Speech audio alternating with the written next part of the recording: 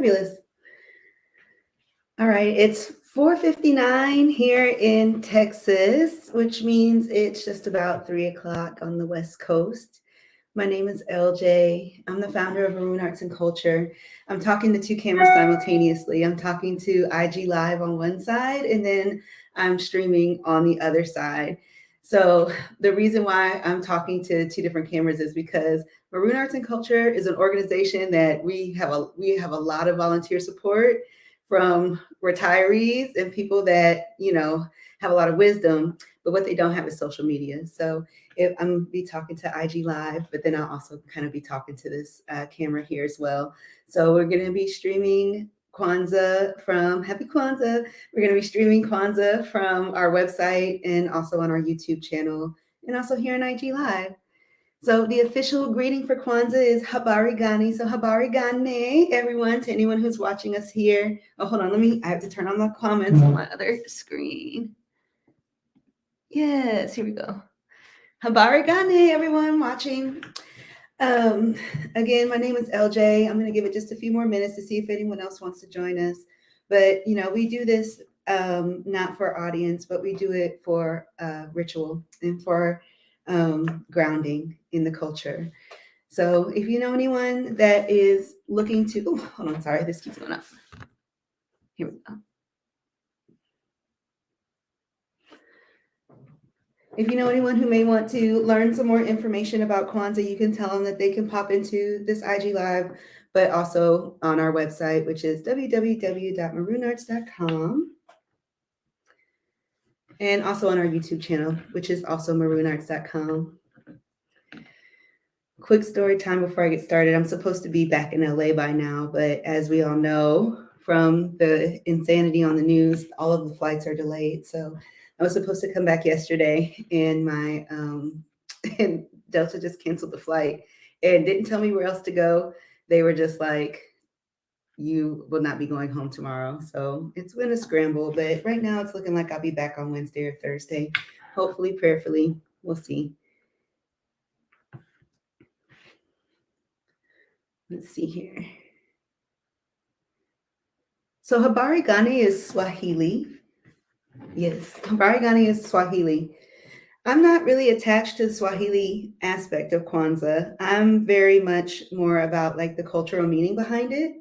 And so do not judge me on my pronunciation of none of these Swahili words. I just wanted to honor the tradition. Um, so a question I get asked often is, why do I love Kwanzaa? Like, why do I celebrate Kwanzaa? And so the main thing for me is the idea that, it's uniquely Black American holiday, much like Juneteenth. So if you all know Maroon Arts and Culture, if you know me, you know that I am a big fan of Juneteenth. It commemorates something that is specific to Black American culture, and Kwanzaa is the same way. That's not to say that we don't celebrate things that are across the diaspora. There are several Pan-African celebrations that we participate in, but it's really special, especially considering that everything Black people in America have had to go through over the centuries.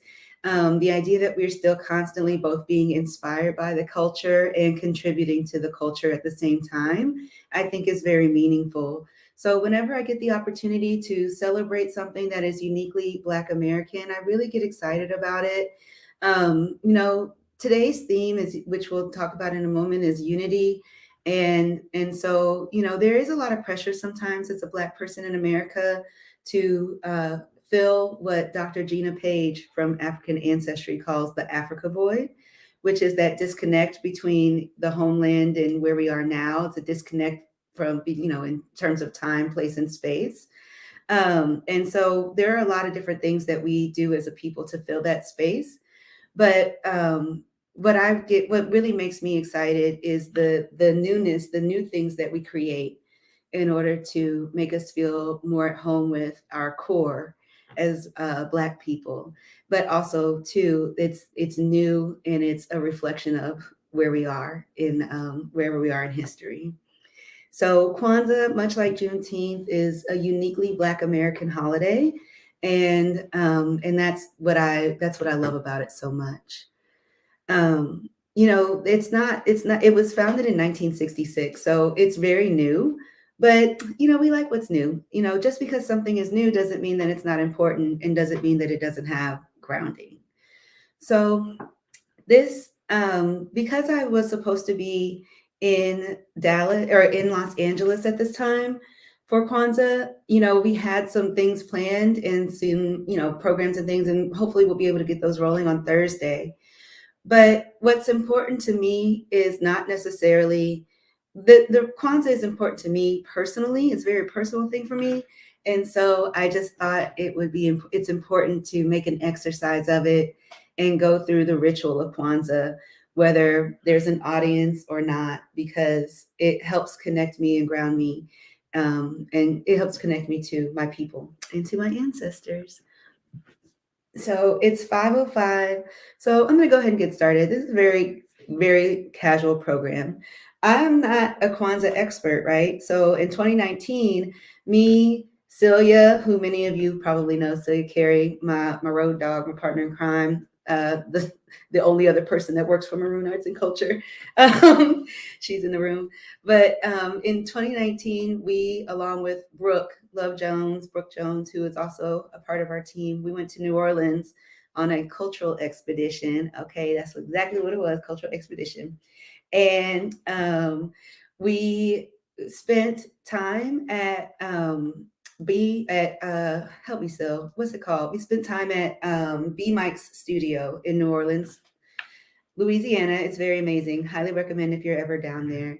And while we were there, we were able to participate in Kwanzaa activities there. So I just want to take a moment to point that out because, the reason Kwanzaa to me was always something that thank you, might be studio in New Orleans. And so the reason why Kwanzaa, I had always heard about Kwanzaa as a young person. And I remember, I think that, my family, we tried to kind of like half-ass celebrate it one year, but we didn't really know too much about it. But we were just honestly, like a lot of people, just hungry and starving for like Black cultural traditions. And so we tried our best. But it wasn't until we spent time in New Orleans with Malik from No Nola Tours, Know. So please go follow both of them.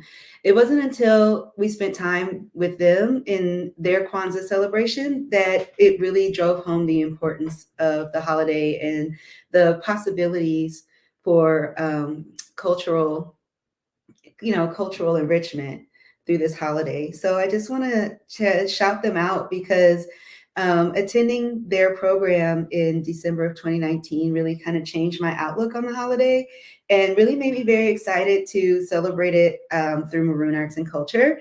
And so this is our first year as an organization getting into Kwanzaa, but I do hope that over time, I aspire to be, just like them and put on a really solid program. The other organization that I really want to shout out is, well, the other institution really that I really want to shout out is the Pan African Connection here in Dallas, Texas. So this is where I got all of my Kwanzaa set up. They're a cultural institution here in Dallas. I went and got my beautiful Kanara. It's hand carved. It's from Ghana. And just like Be Mike Studio and No Nola Tours and Malik, they have a really a really profound grounding in Black history and Black culture. And so Celia and I will be joining them at their Kwanzaa celebration later this evening. It's at 7:00 Dallas time. So if you're in the area, meet us over there. We'll be over at Pan African Connection. They're gonna have drums, they're gonna have dancers, they're gonna really do it up big. So I just want to shout them out as well. And with that, I say Habari Gani. So Habari Gani is Swahili. The English translation for Habari Gani is What's the News? The classic AAVE translation for Habari Gani is What's the 411? The contemporary translation for Habari Gani is What's Poppin', okay? It's what's the news, what's the 411, what's poppin'. There's a lot of different ways you can respond to that. If you were just casually speaking Swahili, you would be like, it's good. But for Kwanzaa, we respond to that with the day's theme. And so today's theme for day one of Kwanzaa is Umoja, which means unity. This is the symbol. Oh, is that my ashy elbow? Don't look at it. This is the symbol for Umoja. It means unity. And so I'll read this card here. It means to strive for and maintain unity in the family, community, nation, and race. And so, one thing that it's important for us to meditate on today is not only where we can improve in terms of bringing unity into our community, but also reflect in gratitude in the areas where we are already doing a great job on that. So I really encourage you all to do that today. I'm nervous. You all know how I am. I get nervous about these things. I'm going to read the history of Kwanzaa. Kwanzaa was created in 1966 by Dr. Maulana Karenga, professor and chairman of Africana Studies at Cal State Long Beach. Dr. Karenga researched African harvest celebrations and combined aspects of several of them to form the foundation of Kwanzaa. The name Kwanzaa is derived from the phrase Matunda y Kwanzaa, which means first fruits or harvest in Swahili. So Kwanzaa is modeled after a harvest celebration. It does have a long history, and it was adapted and changed like everything good, into something that's relevant for us now. Dr. Karenga created 7 guiding principles to be discussed during the week of Kwanzaa. The principles represent 7 values of African culture that help build and reinforce community. So Kwanzaa is not only a community-driven holiday, it's a purpose-driven holiday.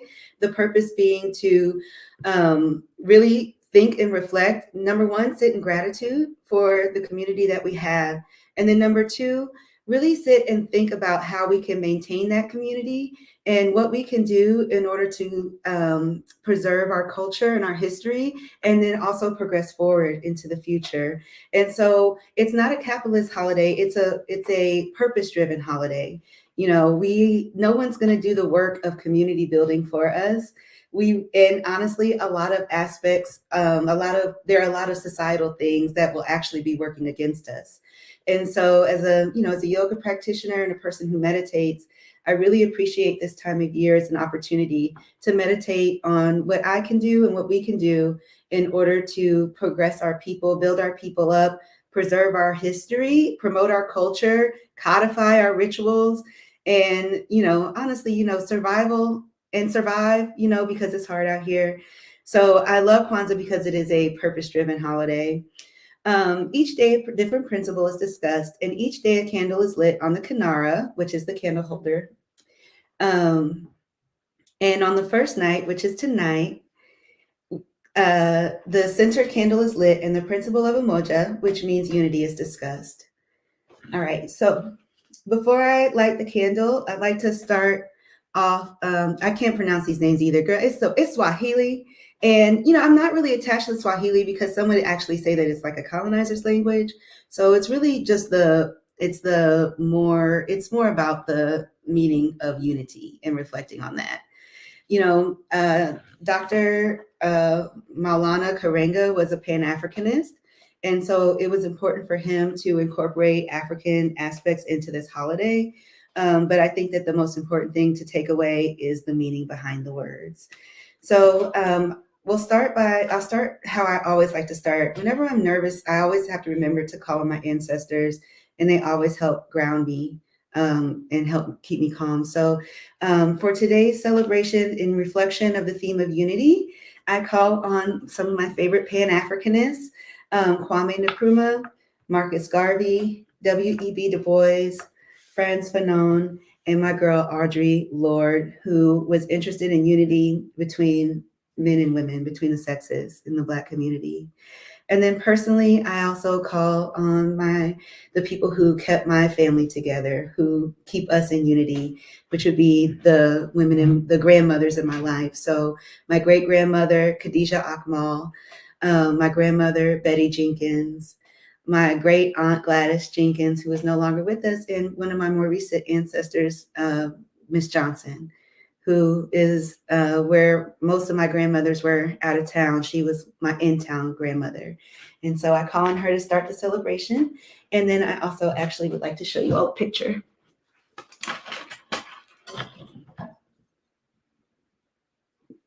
It's my great-grandmother. This is my grandmother. and her mother. So my grandmother and great grandmother. And here we have both Aunt Gladys and Miss Johnson. This is the benefit of being at my mom's house, is that I get to include these pictures. All right. So this is my setup that I have going for today. I have the Kanara. This is the Sankofa bird. It's a symbol. It's an Ndinka symbol for return. It's for return to what is core, to what is important. And then, in the sense of having an altar set up, I also have my great grandmother's spoon that she used to cook with and beat people with. But we and my sister joke all the time that when it's time to divvy up the family heirlooms, we're gonna have to fight over who gets Grammy's spoon. And then also on my setup here, I have the Unity Cup, which pre-COVID we maybe would have might all drank out of, but we're not gonna do that no more. And then I also have a plant here because I will pour one out to my ancestors in this plant. And then I also have my cards here because, you know, a girl needs a cheat sheet. Still said tools are great spanking tools. She say that, but she's practicing gentle parenting, y'all. Okay. So if you all have any thoughts on unity while we're here, any thoughts on unity within the community, what we're doing well, and areas where we could improve, I would love to hear what you have to say. In the meantime, I'm going to go ahead and light the center candle. So the first candle that you light is this black candle, the long black one in the middle that symbolizes unity. And then as we go through this week, we'll light them, we'll alternate left to right from the inside out. All right, I feel like I need to come up with a mantra for unity. UNITY. That's a unity. All right, here we go. I really love ritual, y'all. It really makes me happy. Ashe, ashe. All right, let's see. Does anyone have any thoughts on unity in the Black community? Or honestly, among the nation, on the race? The principle says to strive for and maintain unity in the family, community, nation, and race. I know why they included family in this is because, you know, there have been a lot of strategies throughout history to create disunity within the Black family in particular.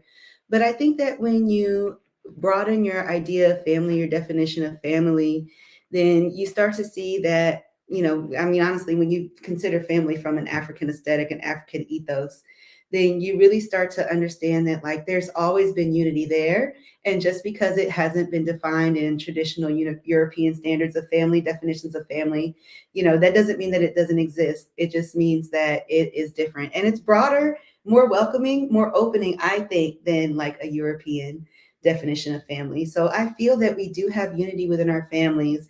And I feel that we can continue to promote that unity by continuing to expand that definition. One area that I do hope to see improve in our Black community in terms of unity is inclusion of our LGBTQIA plus brothers, sisters, and siblings. Because anytime we start to disparage people who identify differently, we exclude people. And, you know, we have to remember that that these are all a part of our family as well. We're all a part of the same family. So that's one area that I do wish that we could improve upon.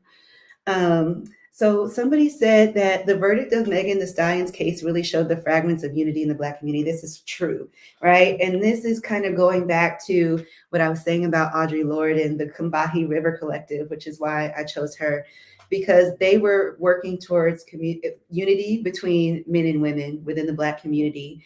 And, you know, really promoting, honestly, unity and a sense of balance between these hyper masculine approaches to revolution, leather jackets and guns and these kinds of things, when it's like, what if we could also promote unity through art, through creativity, through love, and, you know, and really just utilizing that balance in order to bring people together. And so I don't have an answer for how, you know, what we can do about that. But I felt that frustration. I really, really did. I felt that frustration. with the during that trial.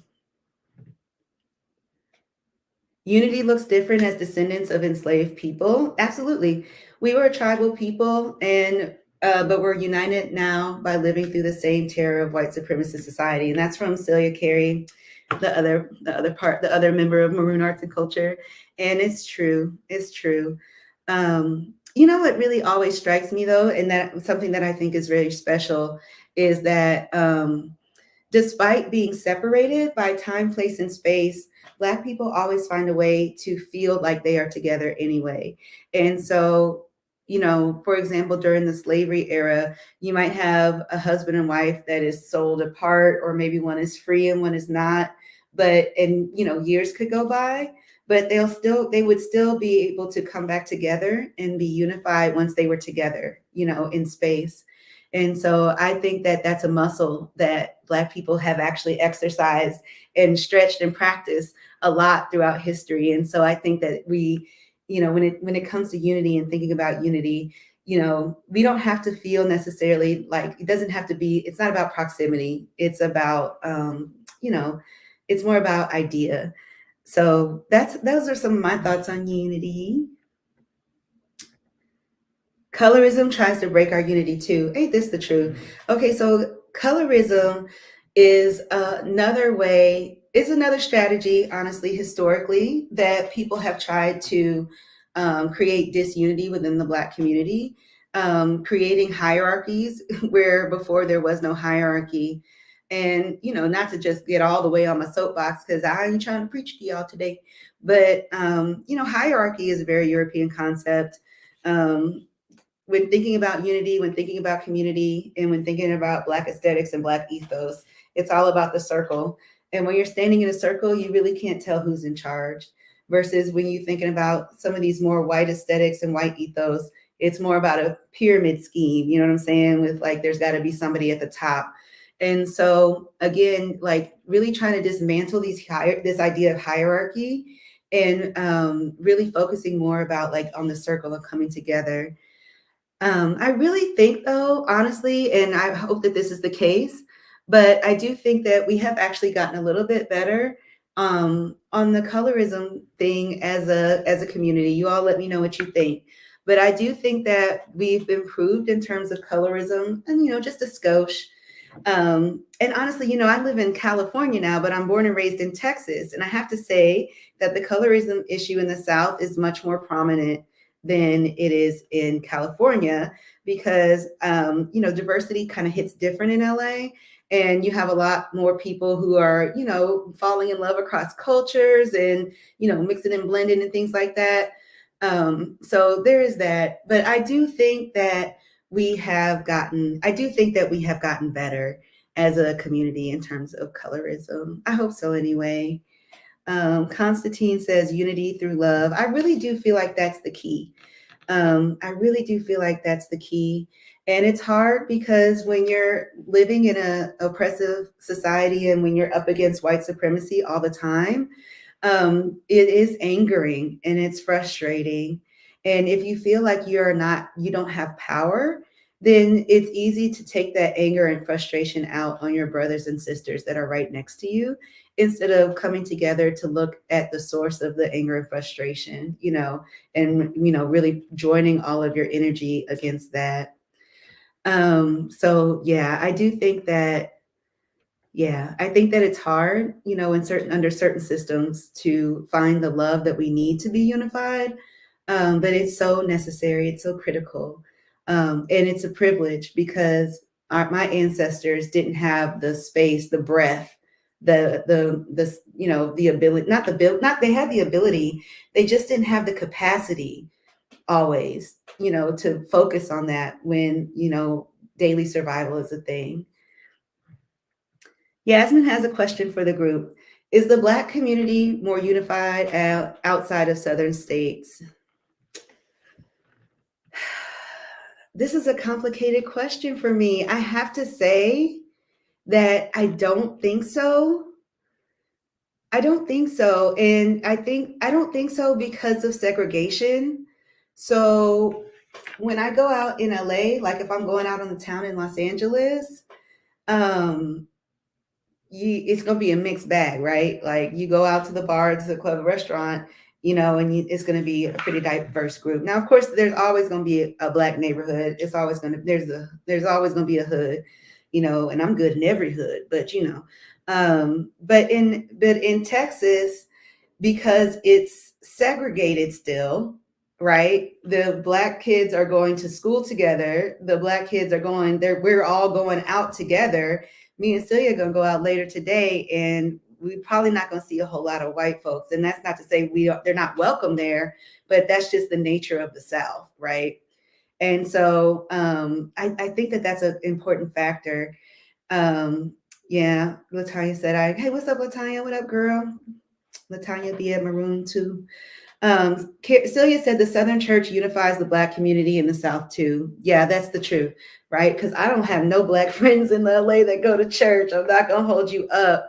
So I do think that that's a really big factor as well. I grew up in the church. I grew up in a Southern Baptist church. And there was, honestly, as a person, I'm a performance studies person. I'm a theater person. I study rituals. I study performance. And so I get that I all of the things that I crave in terms of Black ritual and Black ritual performance, the song, the dance, the rhythm, the call and response, the audience as participation, and honestly, the emotional fervor leading to transformation. These are all aspects of Black ritual. I got all of that from the Black church growing up. And so, because I was in that space, I felt unified with those people. And also, too, Black people do service through the church as well. And I do think that the Black aesthetic, Black ethos calls for unity through service and empowerment through service to the community. And I feel like when you are involved in a Black church, you get more of that. And as Celia pointed out, that Southern Black church is just like it cannot be beat. In terms of bringing unity. Constantine, our city council person, vice mayor, city council person of Burbank, where Maroon Arts and Culture is headquartered, he points out that California was historically redlined, so we still have economic and generational segregation. This is true too. California has a very unique history, though, because in generally speaking, like this is not an absolute, but there were not a lot of Black people in California leading up to like the 1900s. But when they started making war machines and bombs and guns, and they needed people to work in the factory, they actually went to the South, went to Louisiana, they went to Alabama. They said, hey, are y'all tired of these racist Southern people? Come to California. We'll set you up in this beautiful community called Watts. And, we'll set you up these jobs. And, just like with many things that started off with one intention, it kind of has turned into another intention. So California is certainly not without its issues. And I think that also too, because California is a state full of transplants, I think that there's some of that as well. Here in Texas, a lot of the Black folks that I know live within proximity of their family. I'm at my mom's house right now, and my sister's about 20 minutes from here. Where she lives with her husband.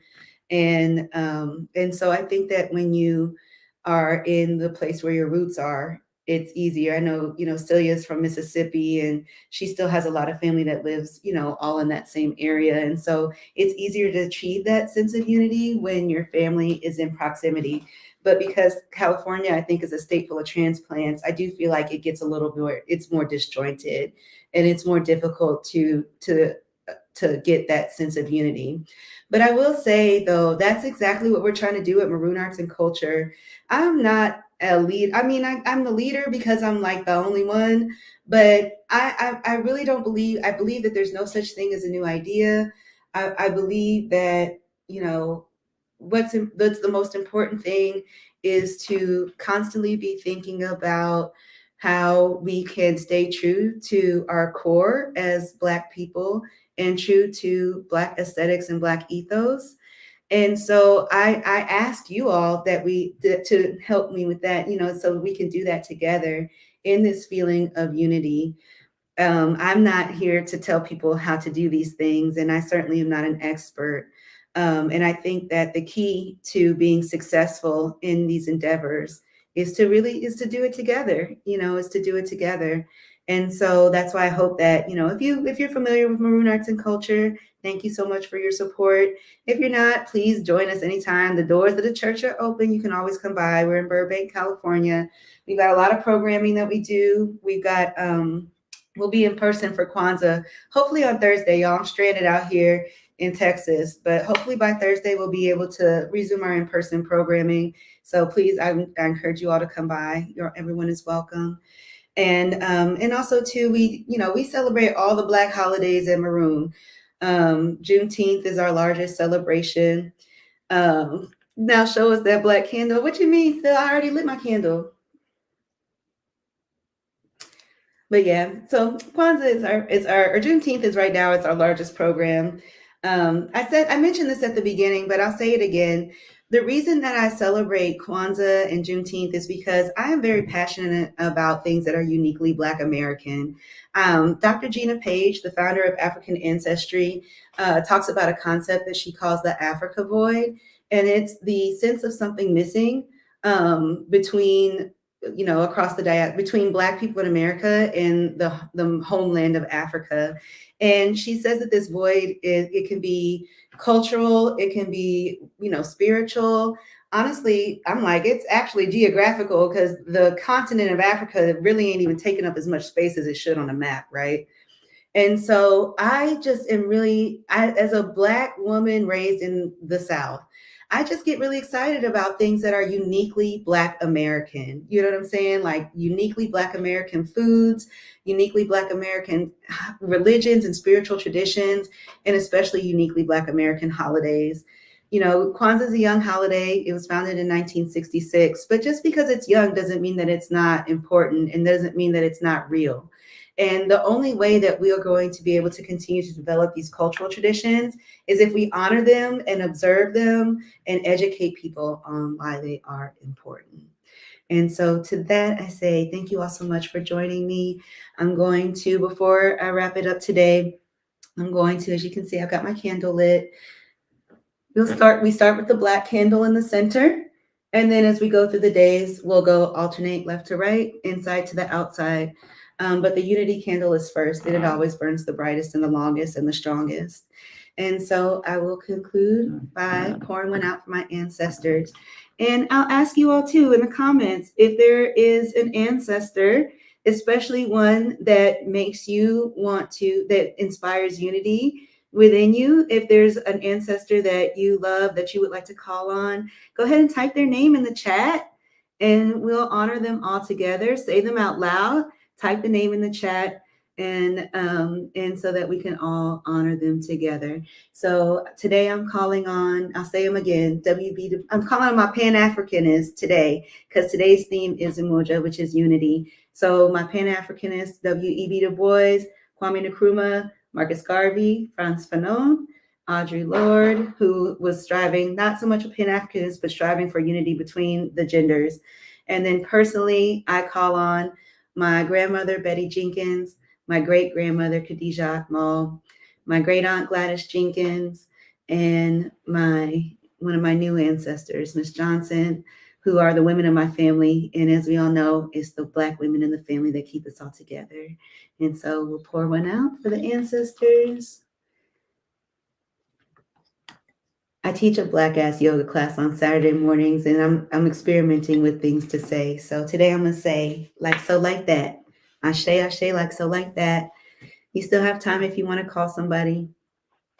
Oh, Aaron Thomas Cooper, Bell Hooks, Grandma Jessie, Grandma Bobby, the matriarchs of the family. We do the work, y'all. All right, I'm gonna be here tomorrow, same time. Very casual. Pop in. Gather around, it's Kwanzaa. It's not a capitalist holiday. There are a lot of other aspects of Kwanzaa. I might make a video just to go into the details, but really what it's about is, just coming together, acknowledging the holiday, having good conversations, and really, like, for me, it's the intentionally really thinking about what each day means and what we can learn and how we can actually work towards those things. So we'll be back on IG Live in a little bit. Me and Sil will be at the Pan-African Connection in Dallas at 7 o'clock. We'll be back on IG Live showing y'all how our Black institution really does Kwanzaa, like does it up big. And then again, shout out to No Nola Tours in New Orleans and B Mike Studio. Help me, Sil. You know my words be getting mixed up. For inspiring maroon arts and culture to take on this holiday.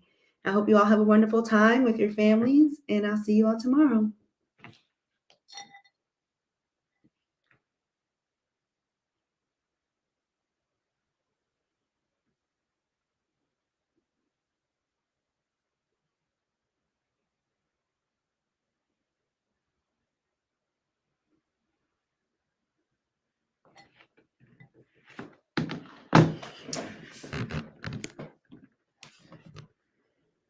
Bye.